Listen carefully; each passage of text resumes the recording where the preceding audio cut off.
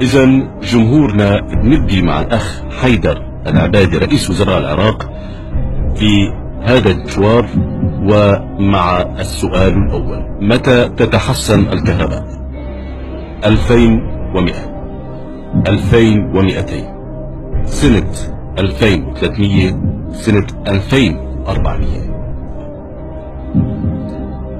بس بصراحة يعني الكهرباء وضعها كلش داج، ما أعتقد أنه تتحسن حتى بال 2500، فأختار الاختيار الرابع.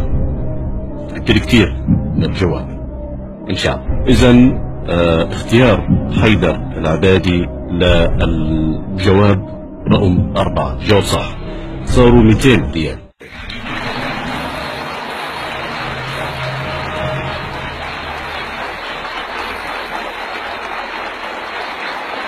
ننتقل إلى السؤال الثاني وهو: متى يتحسن الأمن في العراق؟ 2400، 2500، 2600، 2700. أعتقد ماكو أمان بالعراق، وأتمنى أنه تكون هناك اتفاقيات جديدة في المستقبل القريب لحل هذه المشاكل الأمنية، فأيضا هو الاختيار الرابع. جواب نهائي. جواب نهائي. جواب صح، صار 400 ريال.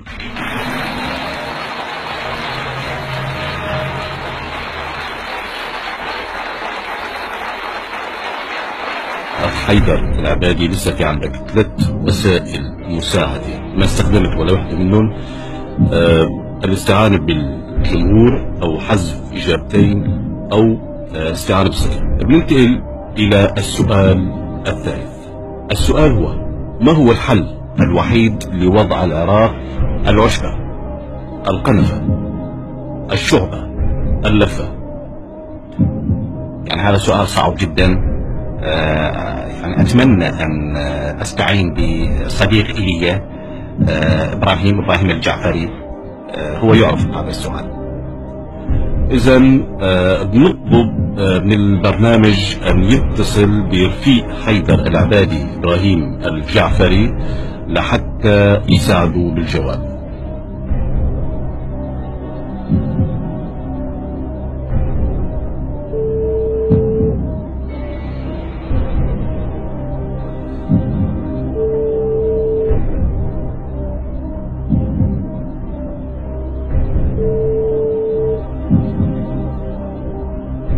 ألو، مساء الخير. أخ إبراهيم الجعفري، معك جورج إباحي من برنامج من سيربح المليون. فيهم رفيقك حيدر العبادي محتاج لمساعدتك، ومعكم 30 ثانية لما بيبدأ حيدر العبادي بالسؤال. تفضل حبيبي إبراهيم إذا تسمعني. السؤال هو: ما هو الحل الوحيد لوضع العراق العشبة أم اللفة أم الشعبة أم القنفة؟ صراحة هذا السؤال كونفوشيوسي، يعني ما أعرف شلون أقول لك، بس أكيد هو القنفة. القنفة هي تقوم بإصلاحات كثيرة في الشعب العراقي، وأيضا هناك تنسيق في المستقبل إن شاء الله. سوف نعطي إلى كل عائلة عراقية قنفة من الممكن أن تحل من خلالها كل المشاكل المستعصية لإخراج القمقم من عنق الزجاجة. لسه في عندك وسيلتين مساعدة: استعانة برأي الجمهور أو حذف إجابتين. أنا أفضل أيضا أن أخذ رأي البرلمان والجمهور. إذا جمهورنا حضروا حالكم للأخ حيدر العبادي. السؤال هو: ما هو الحل الوحيد لوضع العراق؟ هل هو العشبة أم القنفة أم اللفة أم الشعبة؟ البرلمان أعطاك نسبة 95%. الاختيار الثاني هو القنفة. أنا أشوف أنه يعني استعمل الوسيلة الثالثة وهي حذف الإجابتين. إذا بنطلب من الكمبيوتر بيحذف له إجابتين للأخ حيدر العبادي من السؤال، وهو: ما هو الحل الوحيد لوضع العراق؟ غريب، حذف لك الجواب الأول وحذف لك الاختيار الثاني. طبعا عندك الاختيار الثالث والرابع: القنفة والعشبة.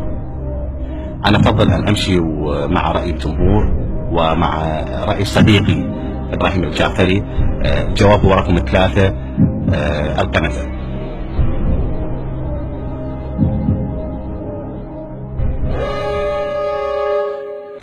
للأسف أخ حيدر العبادي، بتمنى لك الموفقية من جوات قلبي. الجواب خطأ. الجواب الصح هو العشبة هي الحل الوحيد لكل أوضاع العراق.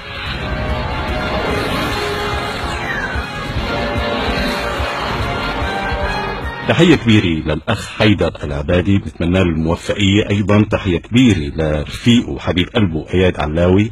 إذا كان بيعرف إياد علاوي بالجواب بالنسبة للسؤال الثالث. والله ما أدري يعني هذول شلون يعني منين يجيبون هاي الأسئلة والاختيارات، يعني شلون ترتيبها، كل شيء ما أعرف والله ما أدري.